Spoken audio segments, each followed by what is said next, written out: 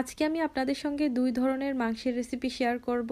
একটি হচ্ছে রেস্টুরেন্টের শর্টকাট প্রসেসে গরুর মাংসের কালাভুনা রেসিপি, আরেকটি হচ্ছে একদম ঘরোয়া মশলায় পারফেক্ট স্বাদের খাসির মাংস। দুইটি রেসিপি কিন্তু অনেক বেশি মজাদার আর অনেক বেশি লোভনীয় হয়েছে। তো প্রথমে আমি গরুর মাংসের কালাভুনাটা রান্না করে দেখাচ্ছি। আর এই কালাভুনাটা আজকে আমি রান্না করে দেখাবো রেস্টুরেন্টের মতো করে, একেবারে শর্টকাট স্টাইলে। তাহলে আর কথা না বাড়িয়ে মূল রান্নায় চলে যাচ্ছি। কালাবোনা রান্না করার জন্য আমি এখানে গরুর মাংস নিয়েছি 2 কেজি। আর কালাবোনা রান্না করার জন্য মাংসটাকে আমি একটু বড় সাইজের পিস করে কেটে নিয়েছি। মাংসের সাথে হাড়, চর্বি সবকিছুই মিশানো আছে এখানে। তবে আপনারা চাইলে খাসির মাংস দিয়েও রান্নাটা করতে পারবেন। এবার এখানে 5 টেবিল চামচ আদা রসুন বাটা দিয়ে দিচ্ছি। 1.5 টেবিল চামচ দিয়ে দিচ্ছি মরিচের গুঁড়া। ঝালটা আপনারা আপনাদের পছন্দ অনুযায়ী দিয়ে দিবেন। সাথে দিয়ে দিচ্ছি 1 চা চামচ হলুদের গুঁড়া। এবার দিয়ে দিচ্ছি 2 টেবিল চামচ জিরার গুঁড়া। ধনিয়া গুঁড়া দিয়ে দিচ্ছি 2 টেবিল চামচ। গরম মশলার গুঁড়া দিয়ে দিচ্ছি 1 টেবিল চামচ। আপনারা রেডিমেড যে কোনো ব্র্যান্ডের গরম মশলাটাই এখানে ব্যবহার করতে পারবেন। দিয়ে দিচ্ছি 1 টেবিল চামচ কালো গোলমরিচের গুঁড়া। 1 চা চামচ দিচ্ছি জয়ফল গুঁড়া। এবার আমি এখানে একটা স্পেশাল মশলা অ্যাড করব, আর এটার নাম হচ্ছে রাঁধুনি। আমি একটু কাছ থেকে মশলাটাকে দেখাচ্ছি। এই মশলাটাকে আপনারা যে কোনো বড় মশলার দোকানেই পেয়ে যাবেন। 100 গ্রাম রাঁধুনি আপনারা 40 টাকায় পেয়ে যাবেন। এবার মশলাটাকে গুঁড়া করে 1 চা চামচ মশলা আমি এখানে দিয়ে দিচ্ছি। এবার এখানে দিয়ে দিচ্ছি হাফ কাপ পেঁয়াজ কুচি। 3টা তেজপাতা মাঝখান থেকে ছিঁড়ে দিয়ে দিচ্ছি। দিয়ে দিচ্ছি 2 ইঞ্চি সাইজের 4 টুকরা দারুচিনি। এলাচ দিয়ে দিচ্ছি 10 থেকে 12টার মতো। 7-8টার মতো দিয়ে দিচ্ছি লবঙ্গ। জয়ত্রী দিয়ে দিচ্ছি ছোট 2 টুকরা। দিয়ে দিচ্ছি অর্ধেকটা তারা মৌরি। 4টা দিচ্ছি গোটা শুকনো মরিচ। আপনারা যদি ঝালটা একটু বেশি খেতে পছন্দ করেন সেই ক্ষেত্রে মরিচটা একটু বাড়িয়ে দিতে পারেন। দিয়ে দিচ্ছি প্রায় 1 টেবিল চামচ সাদা সিরকা বা হোয়াইট ভিনেগার। আর এই ভিনেগারটা কিন্তু মাংসটাকে নরম করতে সাহায্য করবে। এবার এখানে অ্যাড করে দিচ্ছি 1 কাপ সরিষার তেল। আর অবশ্যই কালাভুনা রান্নার সময় সরিষার তেলটাই ব্যবহার করবেন। সবশেষে অ্যাড করে দিচ্ছি 2 চা চামচ লবণ। আর এই পর্যায়ে লবণটা কিছুটা কম ব্যবহার করতে হবে, আর এর কারণটা আমি আপনাদের সাথে একটু পরে শেয়ার করছি। এবারেই সব ধরনের মশলার সাথে মাংসগুলোকে খুব ভালোভাবে মেখে নিতে হবে।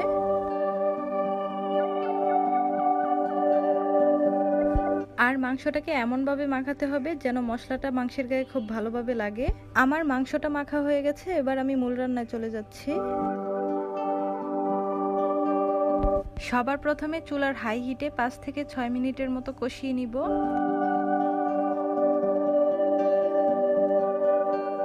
এবার আমি চুলার আঁচটাকে মিডিয়াম করে দিয়ে প্রায় 10 মিনিটের জন্য মাংসটাকে ঢেকে দিব। প্রায় 10 মিনিট পরে দেখতেই পাচ্ছেন মাংসটা কিন্তু যথেষ্ট পানি ছেড়েছে। যেহেতু গরুর মাংস সিদ্ধ হতে বেশি সময় লাগে, তাই মাংসটাকে আমি সিদ্ধ করার জন্য আরো কিছুটা গরম পানি অ্যাড করে দিচ্ছি। এবার মাংসটাকে নেড়েচেড়ে ঢাকনা দিয়ে ঢেকে রান্না করব যতক্ষণ না মাংসটা প্রপারলি কুক হয়। তবে মাঝে মাঝে ঢাকনা তুলে সামান্য নেড়েচেড়ে দিতে হবে। আর অবশ্যই খেয়াল রাখতে হবে যাতে পানি শুকিয়ে মাংসটা পুড়ে না যায়। 45 থেকে 50 মিনিট পর মাংসটা কিন্তু 80% মতো সিদ্ধ হয়ে গেছে। অথেন্টিক কালাভুনা রান্নার জন্য নরমালি প্রচুর সময়ের দরকার, কারণ সময় নিয়ে বুনতে বুনতে আস্তে আস্তে কালো করতে হয়। কিন্তু আমি যেহেতু আজকে রান্না করছি রেস্টুরেন্টের শর্টকাট প্রসেসে, সেজন্য মাংসটাকে দ্রুত কালো করতে ব্যবহার করব সয়া সস। 2 কেজি মাংসের জন্য আমি এখানে দিয়ে দিচ্ছি প্রায় 2 টেবিল চামচের মতো ডার্ক সয়া সস। অর্থাৎ প্রতি কেজি মাংসের জন্য আপনারা 1 থেকে 1.5 টেবিল চামচের মতো ডার্ক সয়া সস এখানে ব্যবহার করতে পারবেন। এবার এই সয়া সসটাকে মাংসের সাথে ভালোভাবে মিশিয়ে নিচ্ছি। তবে এই রান্নায় কিন্তু সয়া সসটা একটু বুঝে ব্যবহার করতে হবে। বেশি সয়া সস ব্যবহার করলে কিন্তু মাংসের টেস্টটা পাল্টে যাবে। তাছাড়া সয়া সসে যেহেতু লবণ থাকে, সেজন্য শুরুতেই কিন্তু লবণটা একটু কমিয়ে দিয়েছিলাম, যাতে করে সয়া সস অ্যাড করার পরে মাংসে লবণ বেশি না হয়ে যায়। সয়া সসটা ব্যবহার করার ফলে মাংসটা প্রায় কালো হয়ে গেছে। এবার আমি অপেক্ষা করব মাংসের পানিটা পুরোপুরি শুকিয়ে আসা পর্যন্ত। পানিটা শুকিয়ে গেছে আর দেখতেই পাচ্ছেন মাংসটা আরো কালচে হয়ে গেছে। এবার এখানে শেষবারের মতো দিয়ে দিচ্ছি আরো 1 চা চামচ রাঁধুনির গুঁড়া। সামান্য নেড়েচেড়ে দিচ্ছি। কালাভুনা রান্নাটা কিন্তু প্রায় শেষের দিকে। এবার এই মাংসটাকে বাগার দিতে হবে। অন্যদিকে একটা প্যানে নিয়ে নিচ্ছি 1/4 কাপ বা 1 কাপের 4 ভাগের 1 ভাগ সরিষার তেল। তেলটা গরম হলে 3-4 কোয়া রসুন কুচি করে দিয়ে দিচ্ছি। রসুনটা সামান্য ভেজে নিয়ে অ্যাড করে দিচ্ছি 4-5টা শুকনো মরিচ। সাথে অ্যাড করে দিচ্ছি হাফ কাপের মতো কুলি করে কেটে রাখা পেঁয়াজ। এবার আমি সবকিছুকে 1 থেকে 1.5 মিনিটের জন্য সামান্য ভেজে নিচ্ছি। এবার এই পেঁয়াজ মরিচটা তেল সহ মাংসের মধ্যে দিয়ে দিচ্ছি।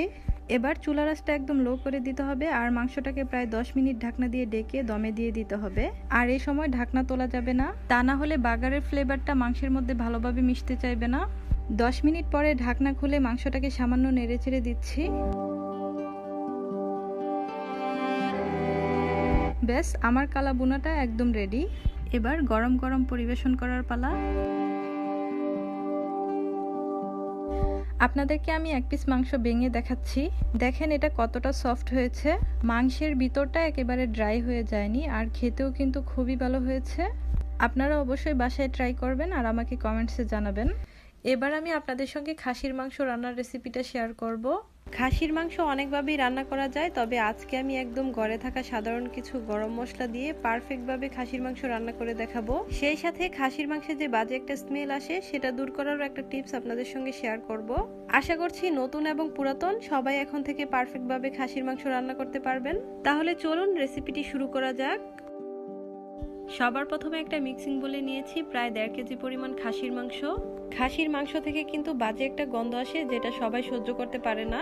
এই গন্ধটা দূর করার জন্যই এখানে দিয়ে দিচ্ছি 1/4 কাপ পরিমাণ হোয়াইট ভিনেগার, 1 টেবিল চামচ পরিমাণ লবণ।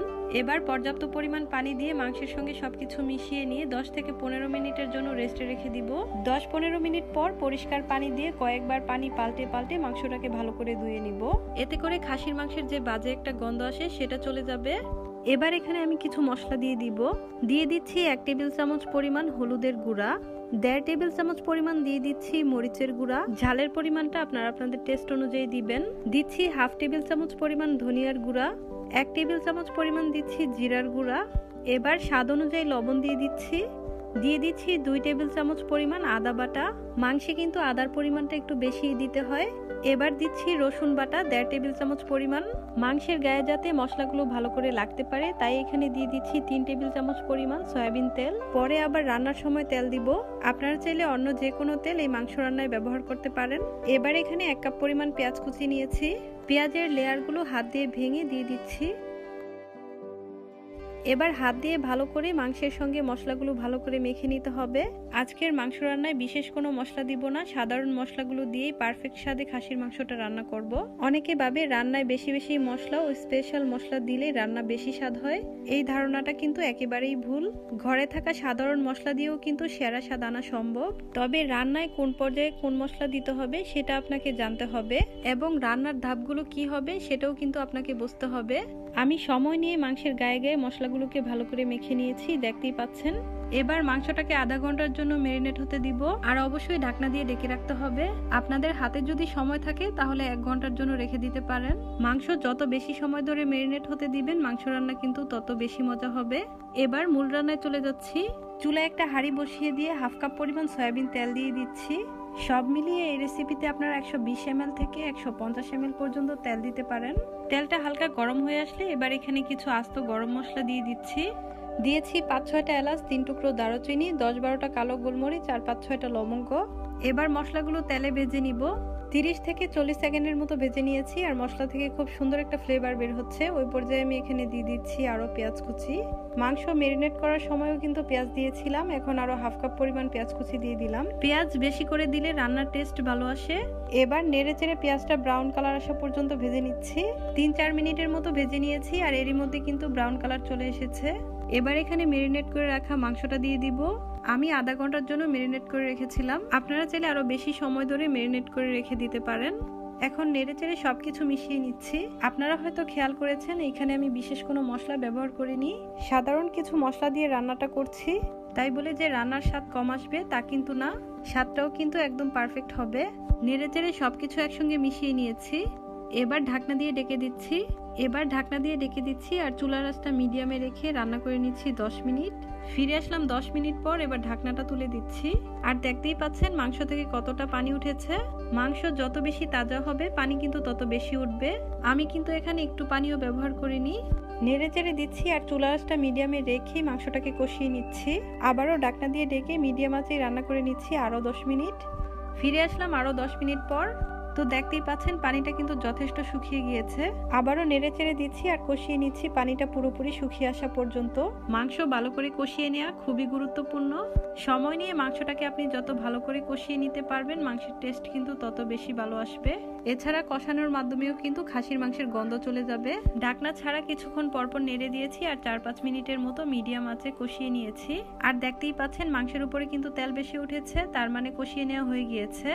এখন মাংসের মধ্যে পানি দিয়ে দিব আর মাংসটা পুরোপুরি সিদ্ধ করে নিব। আমি এখানে 1.5 কাপ পরিমাণ পানি দিয়ে দিলাম। আর পানিটা কিন্তু অবশ্যই ফুটন্ত গরম পানি হতে হবে। মাংস রান্নায় কখনো ঠান্ডা পানি দিতে যাবেন না, ঠান্ডা পানি দিলে মাংস সিদ্ধ হতে চাইবে না। এবার নেড়ে চেড়ে দিচ্ছি আর এই পর্যায়ে কিন্তু চুলার আঁচটা হাইতে থাকবে। যখন বলক চলে আসবে একটু মিডিয়ামে করে দিয়ে ঢাকনা দিয়ে ঢেকে দিচ্ছি। এবার মাংসটা পুরোপুরি সিদ্ধ হওয়া পর্যন্ত রান্না করে নিব। প্রায় 20 মিনিট পর ফিরে আসলাম আর এরই মধ্যে কিন্তু ঢাকনা তুলে কয়েকবার নেড়ে চেড়ে দিয়েছিলাম। আবারও ভালো করে নেড়ে চেড়ে দিচ্ছি। এই পর্যায়ে মাংসটা পুরোপুরি সিদ্ধ হয়ে গিয়েছে।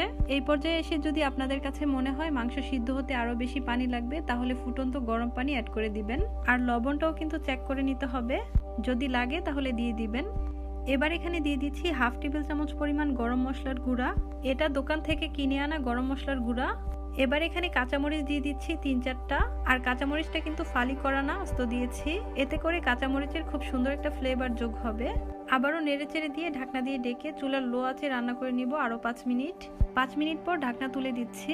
আমার রান্না কিন্তু একদম কমপ্লিট হয়ে গিয়েছে। আর দেখতেই পাচ্ছেন মাংসের গ্রেভিটাও কিন্তু একদম পারফেক্ট হয়েছে। আর মাংসের কালারটাও কতটা পারফেক্ট হয়েছে দেখতেই পাচ্ছেন। এবার চুলাটা অফ করে দিচ্ছি। দেখলেন তো সাধারণ কিছু মশলা দিয়ে কত পারফেক্ট ভাবে খাসির মাংসটা রান্না করলাম।